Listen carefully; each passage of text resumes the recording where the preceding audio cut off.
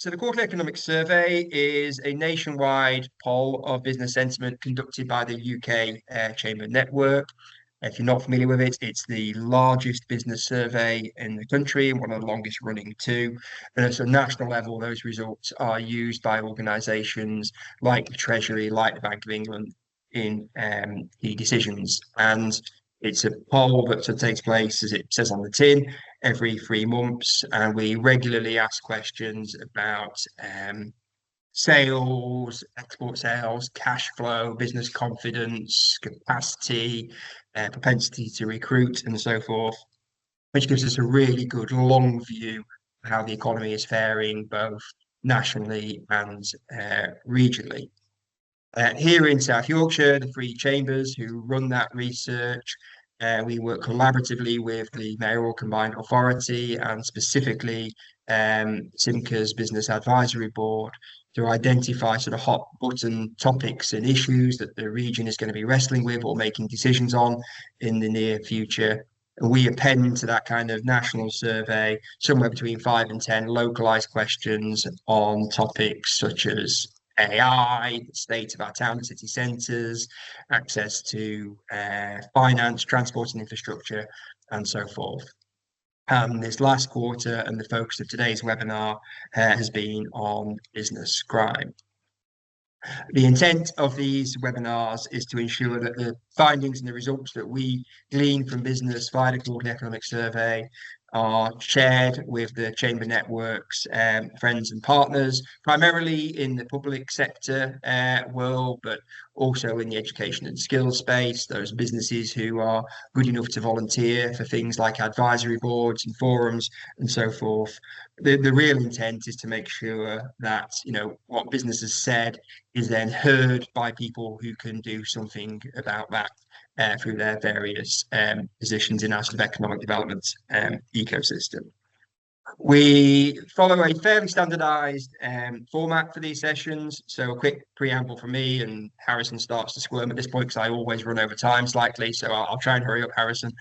So a quick preamble introduction from me, and then typically we move on to our research partners, policy points. A guy called Steve Hughes, who does our number crunching for us, talks us through the data, and we then move on to a business speaker who's got experience of the issues we're talking about, and then somebody who's a sort of subject matter expert with skin in the game, who can kind of talk from sort of a partner point of view. A couple of tweaks to the published agenda today, though. So Steve, who normally leads on the data, he has a medical appointment that he couldn't move. So my colleague Harrison is going to talk us through the data instead. Please be kind to Harrison. I think it's the first time he's done something of this nature. So let's give him a warm reception and support him through that process. But we know he'll do a great job. And then in addition to Phil Butterworth, who's going to talk to us from South Yorkshire Police, particularly on issues of sort of economic crime and a focus on cyber issues. We were going to be joined by Luke Fermor from Woodland Group. Luke is going to talk about personal experience of his crime facing Woodland Group on the iPort here in Doncaster, but also sectoral issues around sort of 5,000 HGV thefts and things of such nature a year. Very sadly, Luke had a close family bereavement last night, so we're very pleased. So he's understandably not with us, but I'm pleased that Gemma Peebles from Harrison College is joining us instead, and Gemma's going to talk about some recent experiences they had in this space. And then the final piece is housekeeping. Forgive me if the lights periodically go out around me. We've been in these new offices for a couple of months, but we've not figured out yet how to reset the timer so they don't go off after more than 5 seconds when someone doesn't move. So if I plunge into darkness, please forgive me, and don't laugh at me too much when I'm waving my arms around to get the lights back on. Brilliant. So that all said, thank you for joining us. I'm going to hand over now to Harrison, who's going to guide us through the results of the last Quarterly Economic Survey. Harrison, over to you. Okay, just before I start, can everyone see the slides that I'm presenting? Cool. So as Dan mentioned, the QES results are divided into 2 halves. There are the hot topic insights, and then there are the standard economic indicators that we ask about each quarter. As always, we're going to start with that hot topic, which this time around was about business crime. And what we were trying to do with this was we were trying to ascertain what the most prolific types of crime are across the region, trying to gauge the scale of the problem, and trying to understand the impact that it has for firms on the ground here in South Yorkshire. 300 businesses responded to the survey. Those were across Doncaster, Sheffield, Barnsley, and Rotherham. They all gave us their views on the issue of business crime, so it's their insights that we're going to be presenting here. So the first question we asked was, within the past 12 months, how frequently has your business been the victim of these various different forms of crime? And what we found was that cybercrime ended up being the most prolific, with more than a quarter of survey respondents saying that they have been targeted by it at least once, and 1 in 10 saying that they have been targeted by it on at least a quarterly basis. Following cybercrime, in second place was theft from motor vehicles, and then in third place, burglary. For what it's worth, the least common form of crime that targeted businesses in South Yorkshire from the list that we gave was blackmail. Sorry, just trying to, there we go. So what we then asked was how these crimes are actually affecting businesses. And as you can see from the chart here, the number one impact was financial loss, followed quite closely thereafter by disruption, with nearly 40% citing the latter. And then nearly a fifth also reported an adverse impact on their staff or customer well-being as a report of being targeted by crime. And yet, despite having these insights about the frequency of crime and the impact it can have on businesses, we also found out that 42% of them do not always report incidents when they happen, and in fact, a fifth have never done so. The reasons for this inaction will be covered in the next slide, but the big takeaway here is that only 58% of businesses consistently and always report crime when they've been targeted by it. So as we said, we can now look at the reasons for why they might not report a crime, and these can range from them not knowing how, to not feeling like it was important enough to report, to them having negative experiences in the past, which we'll have more on later.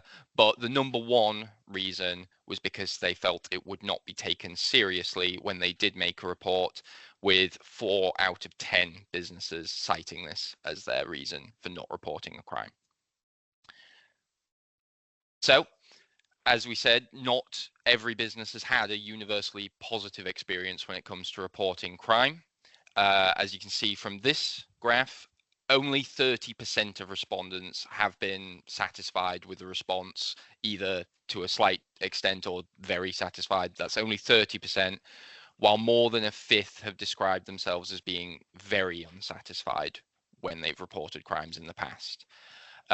You can see this is only a snapshot of the business crime survey results. You can see the full results on the Doncaster Chamber website, where there's a separate question that sort of ties into this about how aware businesses are of the various different support mechanisms that exist to help them with things like fraud and cybercrime specifically, which we know was the most frequent type of crime that they are being impacted by. And with this question, we decided to just test the awareness of these different mechanisms that were highlighted by partners as being available. And while we haven't got the slide here, the short version of it is that there was low awareness across the board for these different mechanisms. As I said, you can find the full uncut report on our website. So, having given a snapshot of the scale of the problem, we're also always keen to find solutions and not just present issues to these things. And to that end, we not only poll businesses on their own experiences with crime, but we also ask them a couple of questions about the lengths they'd be willing to go to help try and reduce reoffending in South Yorkshire. So one of the first questions we asked on this subject was how open they would be to employing prison leavers or offenders, ex-offenders. And there was, as you can see from this slide, a mixed response. The willingness to employ offenders and prison leavers varied depending on the seriousness of their offence and also its relative recentness. But a big takeaway is probably that even with that in mind, around a quarter of businesses were not open to employing any category of offender whatsoever. That's just this here, if you can see my mouse cursor. While another quarter were unsure. We then also asked if businesses would consider joining or supporting the work of an employer board at a local prison, again, to improve things like work readiness of inmates and to reduce reoffending. 33% of our respondents said that they would. So that's the snapshot of the business crime half of the QES. Now we're going to look at some of the headlines from the other half, where, again, to reiterate, we ask standardized questions about the state of the economy and overall business conditions.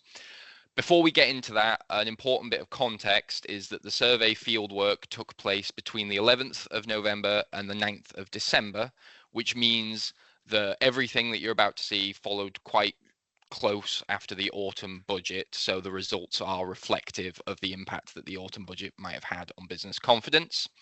And the other thing is just a note on how these numbers are going to be presented and interpreted. So with most of these indicators, we ask businesses if things have either improved, worsened, or stayed the same for them since the last time we asked the question.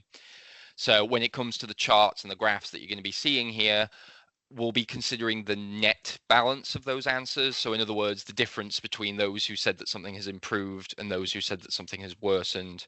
That's the numbers that we're going to be talking about here. So with that said, here are the key messages from the standard economic indicators part of the QES. And again, in short, the main headline is that business conditions and confidence levels have weakened pretty much across the board. In some areas, those dips have been relatively slight, whereas in others, they've been quite dramatic, actually. And it's the fact that, again, it's across the board that's really the big takeaway. So, for instance, after charting a positive trajectory in recent surveys, key indicators like domestic sales, performance, exports, cash flow positions, they've all taken quite a sharp downward turn, while confidence in turnover and profitability levels has similarly declined. And conversely, one thing that has gone up is the proportion of firms who are expecting the prices of goods and services to increase, and that's actually reached a concerning 2-year high. We'll also talk about the reasons for this, because concerns about corporate taxation have surged with this quarter, with many respondents highlighting the fact that national insurance increases in the latest budget are posing a significant challenge for them. So we're now just going to take a look at a couple of headlines from this part, not all of them. So firstly, we've got this slide on domestic orders and domestic sales, which dropped significantly in early 2025. The results were, in fact, the weakest that they've been since the beginning of 2023. If you look here, if you can see my cursor, we did ask a similar question on exports, and it follows very much the same trend as domestic sales in that regard. Sorry, I'm just trying to get it to change. There we go. Then we have some questions on labour force. When it comes to recruitment, roughly 3/4 of South Yorkshire businesses faced recruitment difficulties this quarter. And while that is slightly lower than in some of the preceding quarters, it is a historic high. And it will be interesting to see how this indicator plays out in 2025, because there are other signs that intentions to hire are in fact softening, which would normally mean that there's more labour available to hire. As mentioned, cash flow positions have also weakened, declining after 3 or so consecutive quarters of improvement that you can see here. So they're actually now at their weakest point since mid-2023. Then we also have this question on businesses working at full capacity. So this is an important indicator of economic activity. The more capacity is being used indicates that more economic activity is happening, and vice versa. It's an indicator that is particularly watched at a national level by the Bank of England, so that's why it's a really important one. And what we're seeing here is that spare capacity is increasing and has been for quite a few quarters now, It's a trend that keeps repeating, and it has implications on things like recruitment intentions. The final slide, as I alluded to before, corporate taxation has risen quite dramatically as a concern.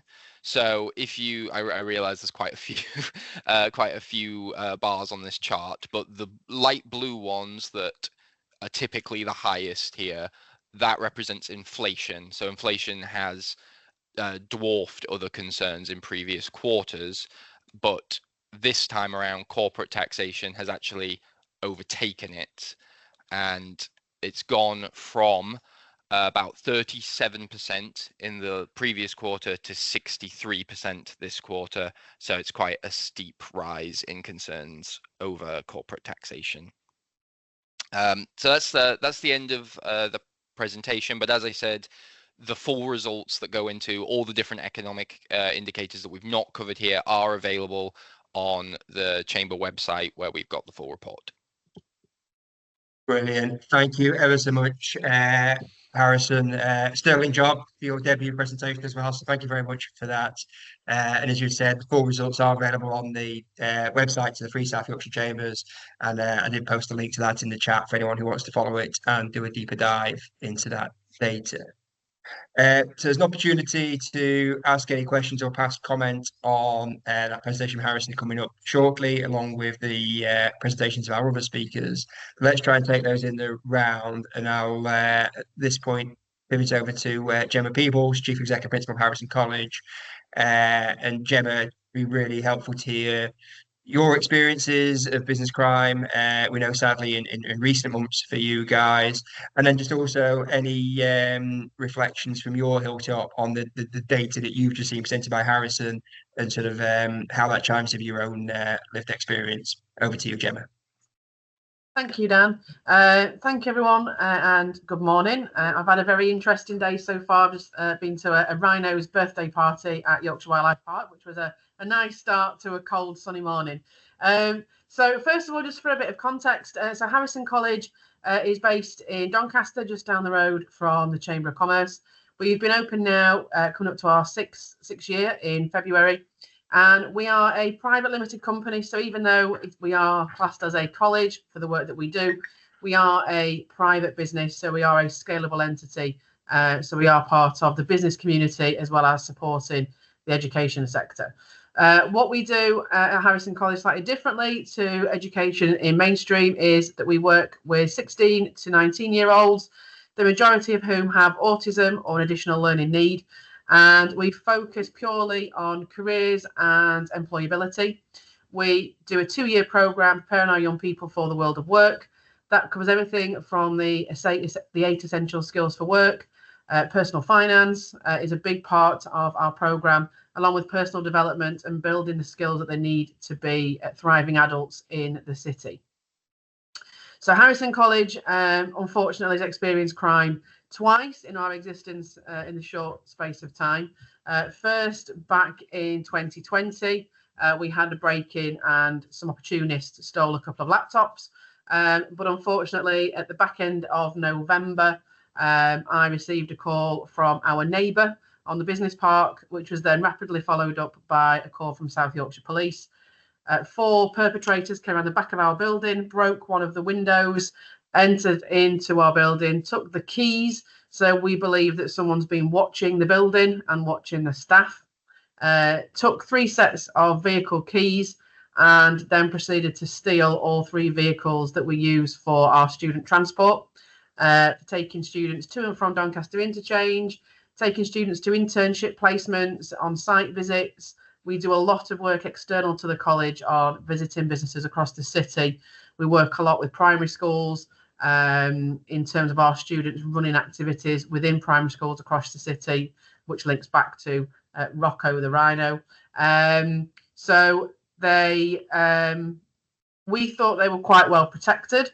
We have 2 bollards that are locked on the drive. We've measured the spaces. We believe no car could get around the bollards.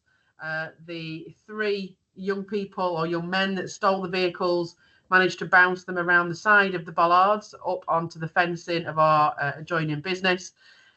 When the police came, they said it's likely that the vehicles were going straight to a chop shop to be chopped up for parts. So there was no need to keep the bodywork of a good quality because they were all going to be chopped up that evening. As a very small business, we didn't at the time have trackers, immobilizers, and any additional safety measures put on the vehicles because we thought with the bollards they wouldn't get the vehicles out of the car park, but they did. The police were very good that evening. They came and supported, making sure that the site was safe. We had to wait for forensics to be able to secure the building. The unfortunate thing with forensics, the incident happened at 9 o'clock on a Monday evening. Forensics didn't arrive until 11:30 a.m. the following day. So my site remained unsecure for over 12 hours because the window was broken. Obviously, waiting for forensics, we couldn't instruct Adrian Welsh Glass and Glazing to board up and repair the window until that was dealt with. And we appreciate there were other incidents taking place that night. It just meant that our site, leaving it with just a board protecting it, it was still quite exposed. Forensics came and he tried his best to gather forensic evidence. Thankfully, one of the perpetrators took his glove off to turn his torch on his phone. So he put his hand on the desk where the keys were stolen from, but the fingerprint wasn't strong enough. And we also got some footprints. CCTV that we've got in the building didn't provide enough evidence for facial recognition, and we don't have external CCTV, all because one, again, we thought we were safe and we've learned from that, but also as a small business, you're limited on budget, what you can and cannot afford. Our priority is safeguarding our young people who are in our building. So we have CCTV inside, we don't have it outside, so we couldn't see vehicle registrations of the car that they came in. So in terms of the actual event itself, I believe that the police did what they could on limited resources, particularly around forensics and leaving the site, in my opinion, unsafe, even though the alarm was reset.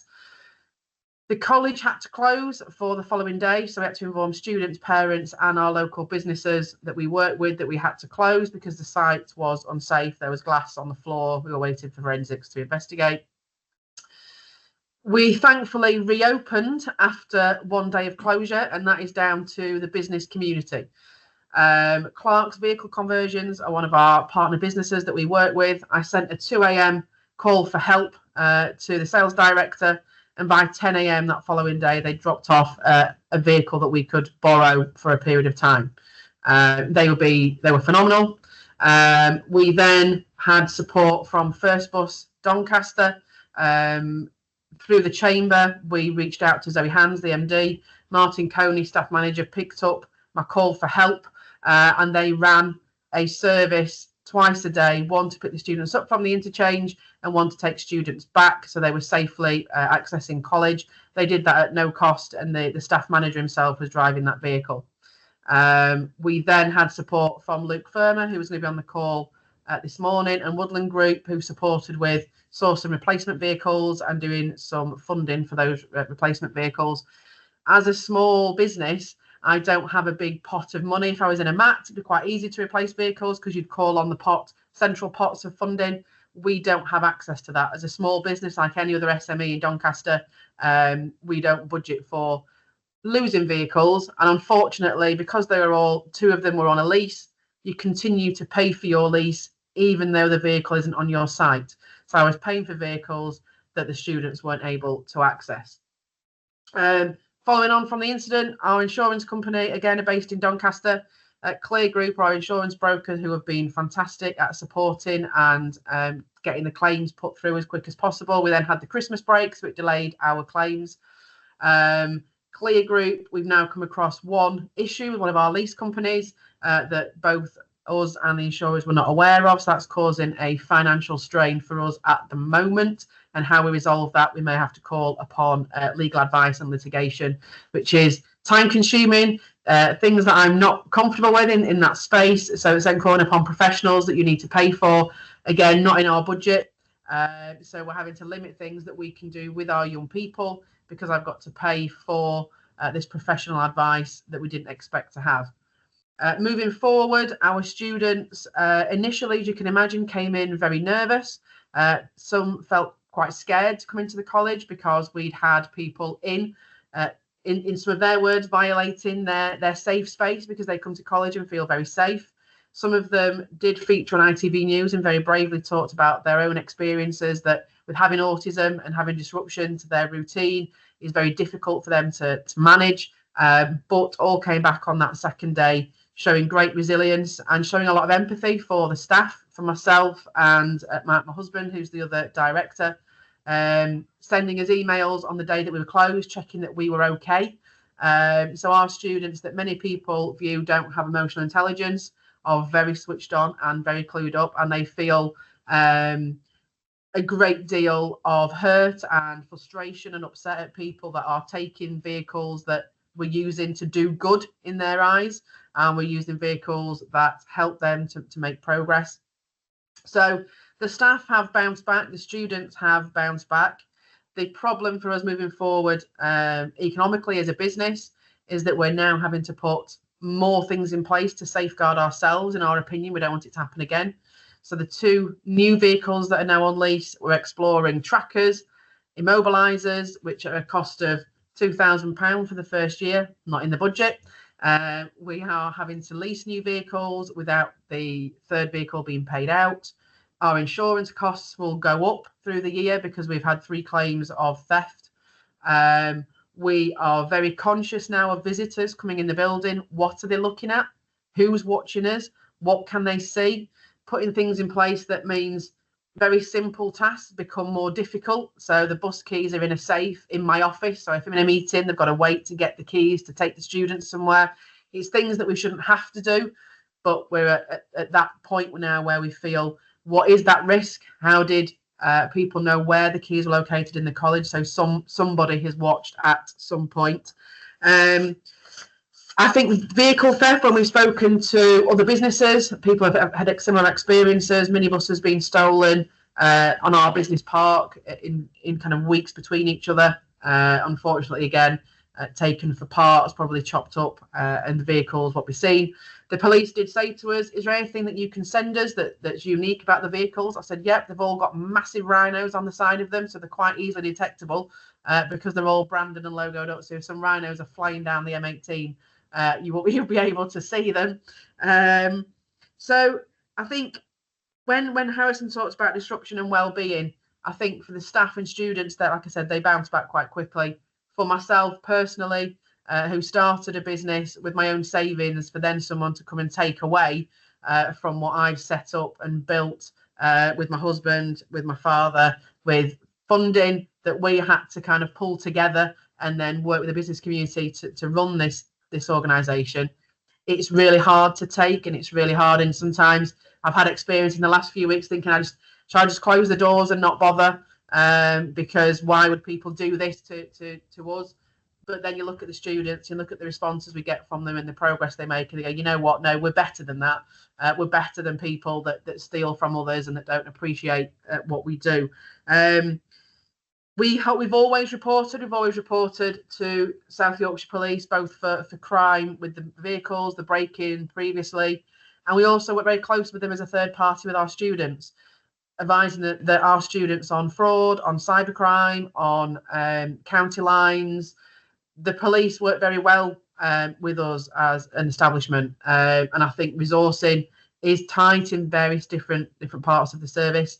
Dan said, any reflections that I've got on working with business and a kind of a third sector working with business.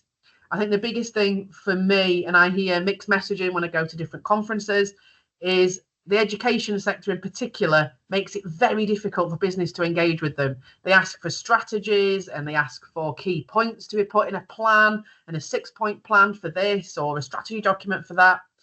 The reason that we work with over 200 businesses across the city is we make it really easy. We're very flexible. We very much work to what business can offer in terms of time, dates, any resources that we can support with. So we make it very easy for a business to do the right thing and give up time and give up commitments. They give us days, they give us hour sessions, they do half an hour, they give us site visits, they take interns, they donate to projects that we do across the city for primary schools and other charitable organisations. But we make it easy. We don't ask for 3-point plans, 6-point plans, strategy documents. We don't use language that nobody understands. We're very, very straight down the line. I employ a sales team that have come from commercial sales, so they're speaking the same language as the commercial sector. So if people are trying to build those relationships, it's making it easy and accessible for business. And I did ask Dan's permission on my last minute that I had to kind of put a call out that if you are interested in what we do, we have our annual conference on the 6th of February. I'll put the details in the chat. We're having a full day at the Hilton Garden Inn at the Doncaster Racecourse, which is one of our partners and now our headline sponsor. In the morning, we're going to share stories from our students, from a panel of businesses that work with us, also a panel of business people that are neurodiverse themselves and how they employ across the sector, how business and education, in our opinion, should work together, which is really, really easy. And in the afternoon, we have a business showcase whilst there is some horse racing going on. So it's quite a fun-packed day. There's about 120 delegates booked on now. So it's a busy day, a good opportunity for networking. So please, if you want to know more and come and see what we do, I'll put those details in the chat. And also any questions, I think Dan will tell me I've run out of time. So thank you for listening. And hopefully it won't happen to us again, please. Thank you. Brilliant. Gemma, thank you ever so much for that, particularly given that you're standing in with less than 12 hours notice. Your honesty, your candor about the impact of this on your organisation. Really appreciate you being as emotional and honest as you are, because this is huge, huge stuff for you guys. And I think my takeaway from that is just how sort of just the scale of the impact on the clients, on the staff, on mindset, on finance, but also on time as well. That's like a huge one for me in this. And then just lastly, I think the way you've articulated how you do work with the kind of the business community from an education point of view, I think there might be just something to kind of explore when we get to the chat in a second around how partnerships like that can sort of be sort of inspirational, modelled in kind of other areas of activity. Particularly how we tackle these knotty issues of business crime in our region, because it's clearly having a huge impact. So before we go to the kind of question session, I'm going to bring in Phil Butterworth from South Yorkshire Police. Phil, thank you for making the time to be with us this morning. Phil, just really interested in kind of how you're seeing things from your hilltop, and then also any kind of reflections that you have on the data we presented today, things that sort of reinforce your thinking, things that sort of feel a bit erroneous to you. Just what's your response to it? No problem. Good afternoon, everyone. Thanks for letting me speak today. Just to give a little bit of context around my role, I am currently the temporary detective inspector with South Yorkshire Police's Economic Crime Unit.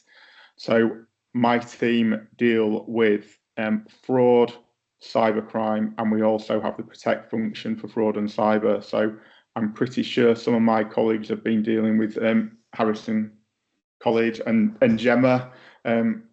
So that's the kind of work that we are currently doing. I've done economic crime. I've been involved in economic crime for the last 12 years. It depends which way you look at it, but from my point of view, I've been really fortunate to stay in an environment where I enjoy working in, and I have gained an understanding across both fraud and cyber over that period of time. And I can give some points that I think are relevant, but also I'll touch on the survey. To start with, 30% of businesses reporting cybercrime at least once isn't unsurprising. Across the board, 35% of all crime types is either fraud or cyber related, and there is some mixed messaging sometimes around what's fraud and what's cyber. That's being addressed nationally, and effectively we will be calling everything fraud. That includes fraud and cyber. So a little bit of work that we need to do around messaging and making sure the communication that comes out from us, the City of London, who are the lead force for fraud and cyber, is consistent and everyone understands it. In terms of what we see in South Yorkshire, within the last 13 months, there's been 533 organisations which have reported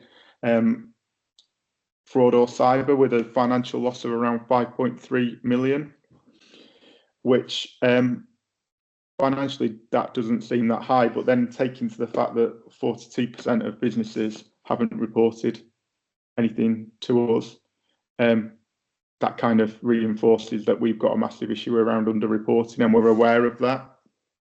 And one of the things that I'll be touching on later on is around how reporting matters and what we need that information that we can get.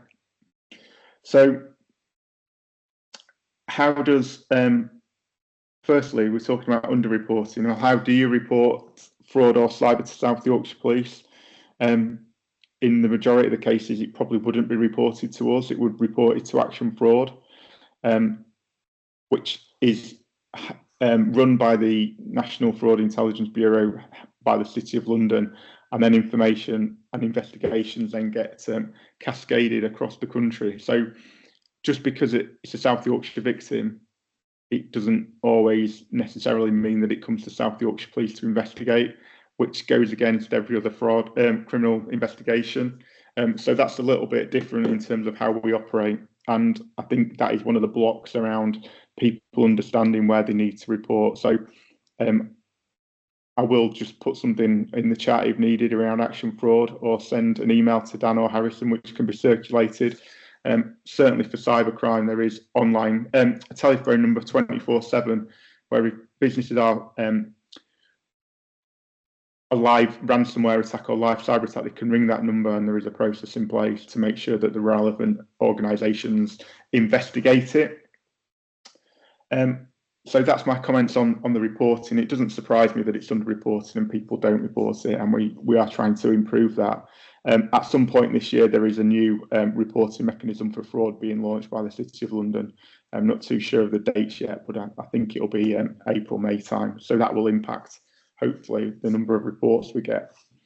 So we look at fraud and cyber, and the majority of the cases, there is a financial motivation to with fraud and cyber. Again, it's a little bit unlike other fraud types, but businesses are targeted in the main to get money, whether that be through a mandate fraud where a business is contacted, the banking payments are changed, and the money goes to an offender, or whether it's a ransomware attack and it's in terms of cyber, and there is an attack, and organised crime groups will want paying, normally in cryptocurrency, for allow businesses to get the data back. Now, we know that businesses are victims of ransomware attacks, and I haven't got any figures to hand, but we know that businesses will pay the organised crime groups to get that data back. It's normally in those situations when it's not reported to us for various reasons. Our stance will always be don't pay the ransom, but I also understand businesses have decisions to make and they will do what they think is right for their business. So there is a final motivation. However, I don't think businesses fully understand the risk, specifically around cyber. I think there is still a lot of work that we can do in terms of education and raising the awareness of what is actually going on. For example, we've got a lot of public sector, on this call. I'm sure people have heard of the ransomware attack last summer that impacted the King's College Hospital and Foundation Trust and Guy's and St Thomas's in London. They were the most effective trusts of a ransomware attack, with 800 planned operations and 700 outpatient appointments being rearranged. Massive disruption to public sector, and that goes across the board. Whatever it may be, it will cause some kind of disruption to businesses, whether that's time for staff to investigate what is going on, loss of customer data, loss of business contact data, and the potential that data is being used. And I noted blackmail was really low on the survey. To get information which could ultimately be used for blackmailing. I'm sure you're all aware of the hospital where the King Charles was being treated was subject to a data breach, and the thinking was that was purely to get the information and blackmail the royal family. That's the kind of impact that it has. So firstly, it's not only a financial risk, it's a risk to public confidence around what we do and how we operate as businesses and private and public sector. Are people aware of cyber and how easy it is to manipulate systems? Probably not. There's lots of social engineering that takes place, and we are now seeing the emergence also of artificial intelligence and deep fake. And I'm sure everyone's seen deep fake. The Martin Lewis one's a popular one. But there was a business in Hong Kong where the chief executive authorized a payment of $20 million US. He was on a Teams meeting with one genuine person and 3 people who were deep fakes. And he authorised that meeting, authorised the transaction, thought it was a legitimate meeting. That's the kind of impact it can have, and it can put businesses out of business effectively. So what can we do as a police service to support business, whether it be private or public sector? Well, firstly, as Gemma's alluded to, we do work with all different organisations and sectors, and I've got a dedicated fraud protect team who will come out and speak to staff and raise awareness of the issues. We do engagement events all the time across the county, and we've got a number of days of action planned in February, and I think 26th of February is the Doncaster Day. So if there's anyone who wants to join us at an event in the French Gate Centre, please let me know. So we do staff awareness. We are promoting the national campaign, which is Stop Think Fraud. That is the national campaign for fraud, and that is now the main focus of Protect work. And we also have, and I know this was on the survey, we have partnership ongoing with the North East Business Resilience Centre. They deal with small, medium enterprise businesses, and they can give some medium to long-term support to businesses around cyber protect and making sure the infrastructures are in place that can stop these kind of ransomware attacks, the data breaches, the DDoS attacks. I did put down where's the risk? Is it staff or is it infrastructure? The majority of the cases we see is an individual who will ensure, or it's an individual who will click on a link which allows offenders to get into the system, or it will be an individual who makes the payment because they haven't checked the details. So raising awareness is a key factor in this, and I'm just conscious of time. But if anyone wants any inputs from our team, just please let me know and we can come out and we can support that. And we'll leave it there. I could talk for the next 20 minutes, but I'll leave it there. Brilliant. Thank you so much, Phil. Really interesting, if a little bit sobering, to hear the scale of some of the things we're up against. I think to hear some of the ingenuity they're up against too, but also heartening to hear the fact that there are products, there are tools, there are advice out there that people can access. And I think as the media action, the stuff that we in the other chambers and other partners hopefully on this call can help you with in terms of disseminating some of that out to business. I think that the challenge is then getting that to the top of to-do lists in our micro and small business community when there's always 101 other things that people are wrestling with. But labouring the importance and labouring the risk of this is key to sort of bumping that up to-do lists, it feels to me. Yeah, okay, thank you. Yeah, brilliant. Colleagues, we've got just 10 to 15 minutes for any comments, questions, reflections about how what we've heard today might impact on our work, on our region, and sort of happy for those comments or questions to come sort of generally aimed, so specifically for Phil, for Gemma, or for Harrison, and equally happy for those to come on the specific subjects of sort of business crime or sort of health of the economy more generally. So please just sort of raise a digital hand or shout out. Be interested to hear from participants.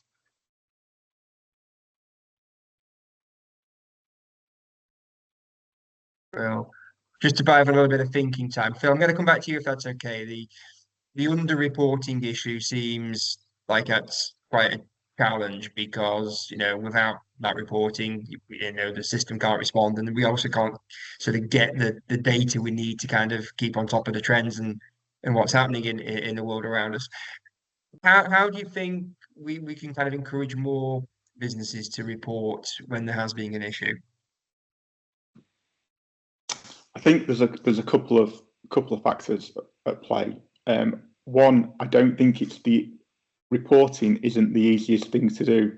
We'll see that we'll have businesses contact South Yorkshire Police thinking that that's how they report it, and then they might get told, no, you don't report it, you report to Action Fraud, and then they might ring Action Fraud and be on hold for several hours and think we're not bothering.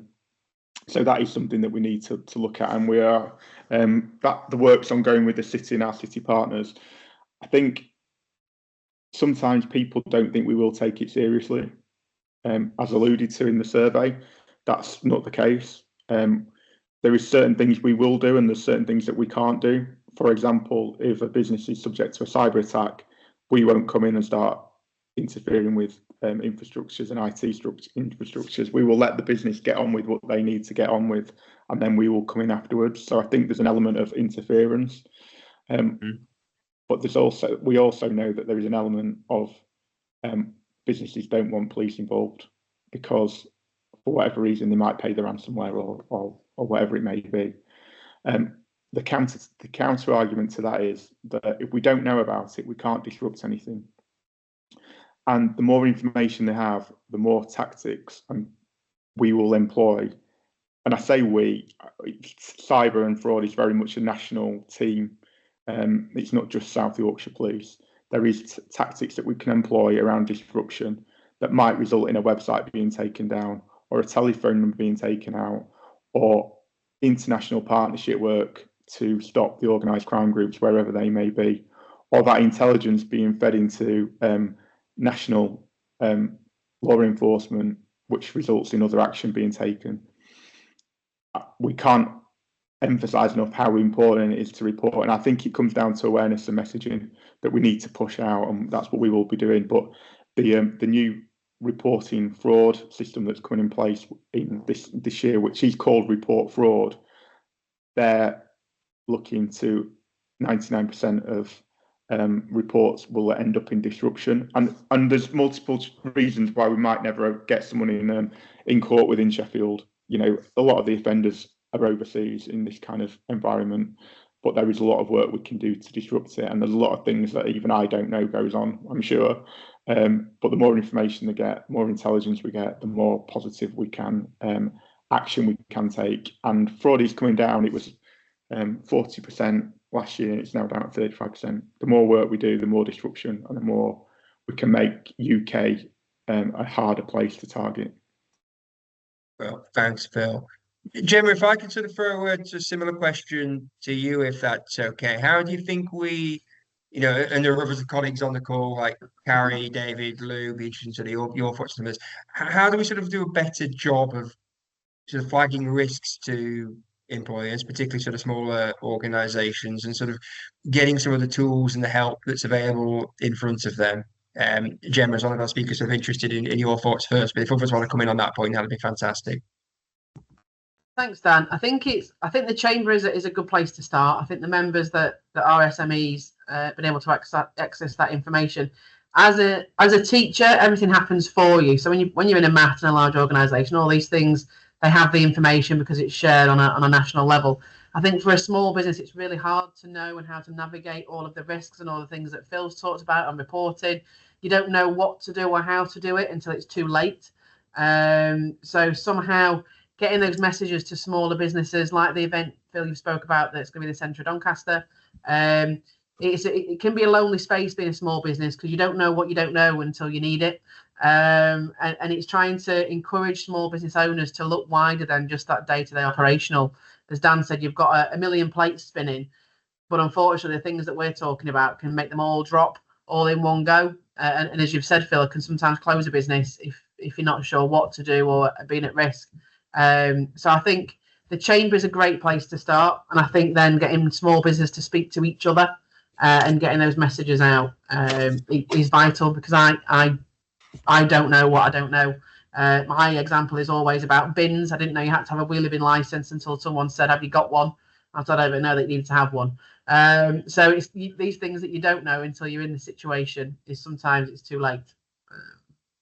Strangely not in business, we're not all qualified in bin studies, but there you No, go, you've learned, not at Gemma. all. There we go. Fab. Carrie, can I bring you in, please? Thank you. Good afternoon, everyone. Carrie Sudbury, Chief Executive of Barnsley and Rotherham Chamber. Gemma, you're exactly spot on with that. I think building confidence within business to talk and open up and think the worst case scenarios.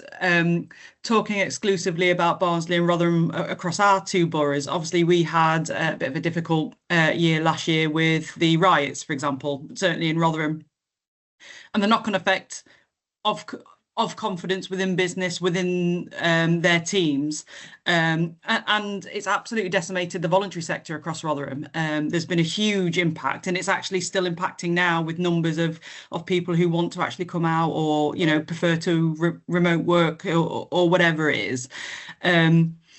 My open question, and possibly it's not for now, but are people feeling disruptive kind of vibes across the regions, specifically that our towns, or Rotherham, is being politicised across the waters, etc., over the last few days and weeks?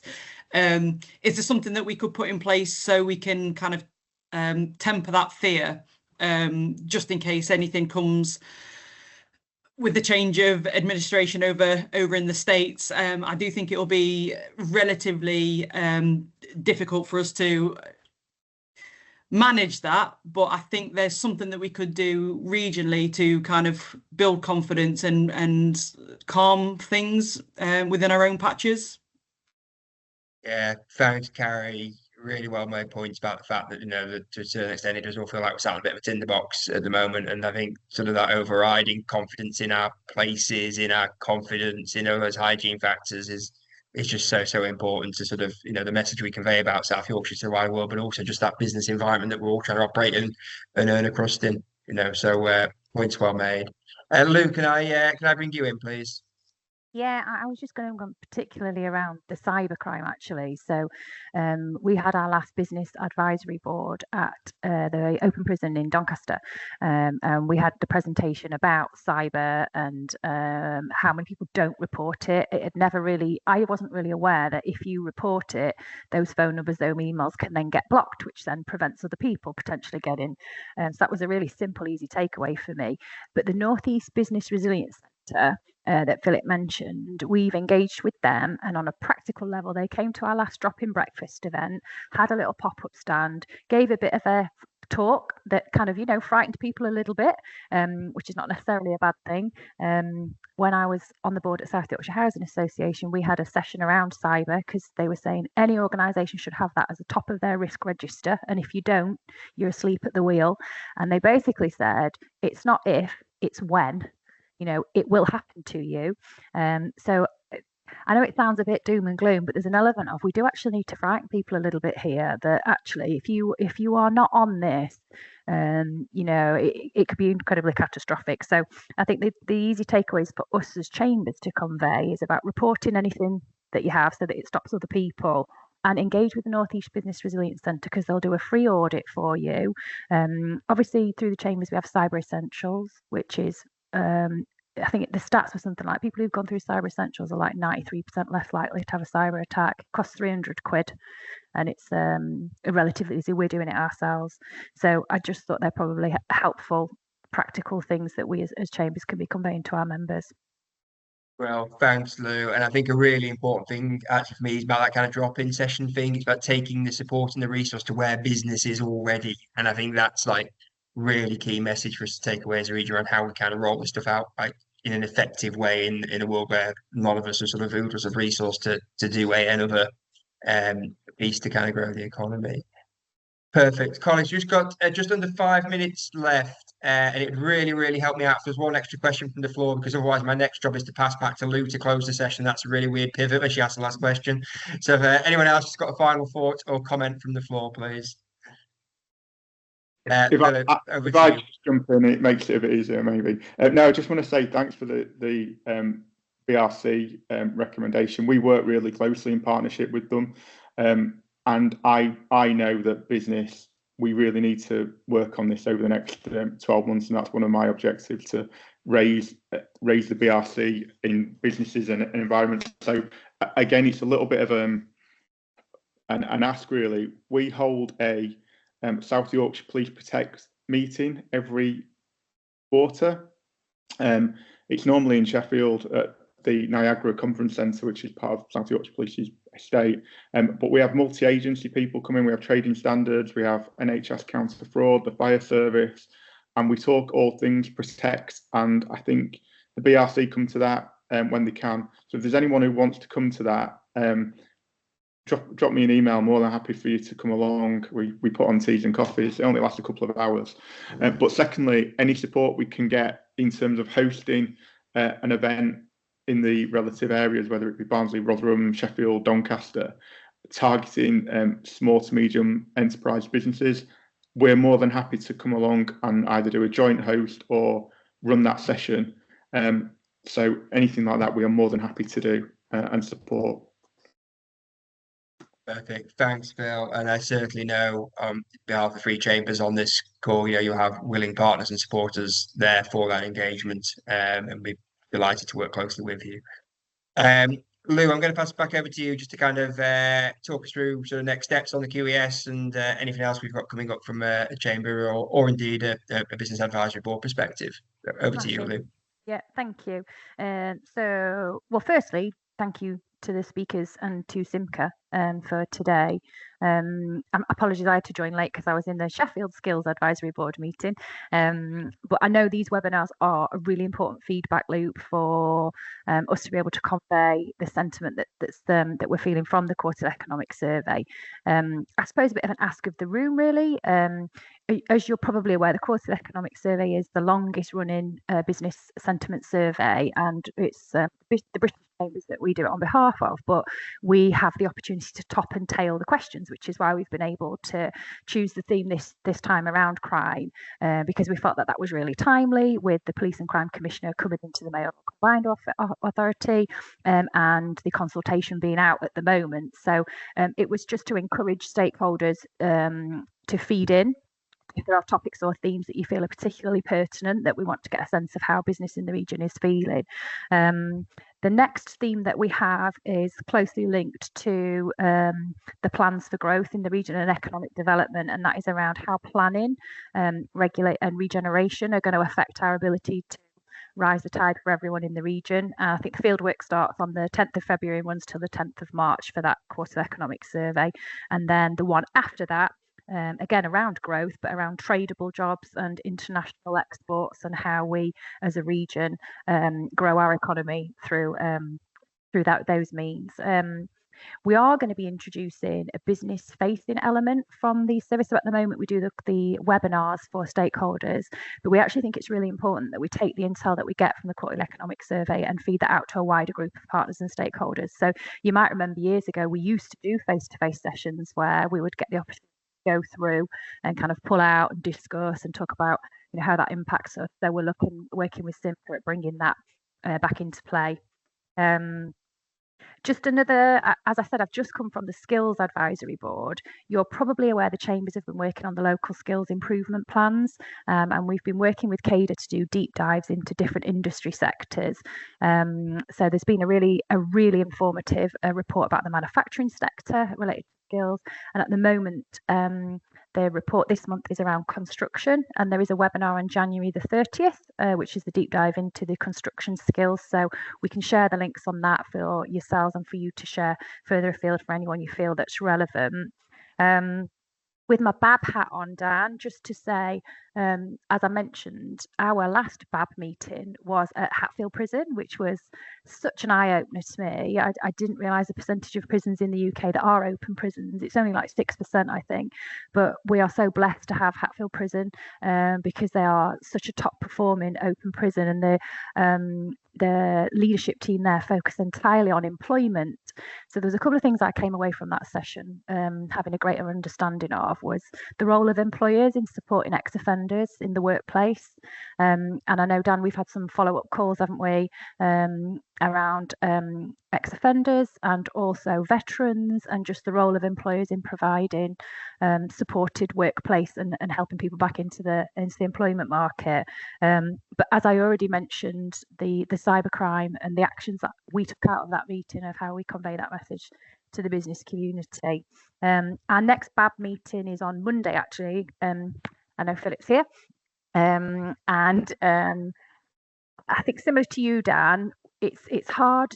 We obviously feel a duty to be positive and encouraging, but when you have some of the survey findings back that are, businesses are obviously finding things a little bit tight at the moment, and about how we recognise that, feed that back in a meaningful way so that stakeholders in the region are aware of that and can respond accordingly, how you strike that balance of paying that message forward. So that'll be something we'll be discussing on Monday at the next business advisory board. And as you said in your video on LinkedIn the other day, Dan, about we're always asking our business to be tough and be resilient, and they're going to have to roll their sleeves up and do that again, but we are conscious, aren't we, that it's quite tough for them out there at the moment, and all the more reason to band together and be part of a community and support each other, really. So I think they were the main headlines from me. Harrison, tell me if I've missed anything. I think I've got all the right dates in, and you also wanted me to share a link to the full report, which I'll just pop in the chat. But other than that, we will hopefully see you on the construction LSIP webinar. Failing that, we'll see you on the next webinar around planning and regeneration. Thank you.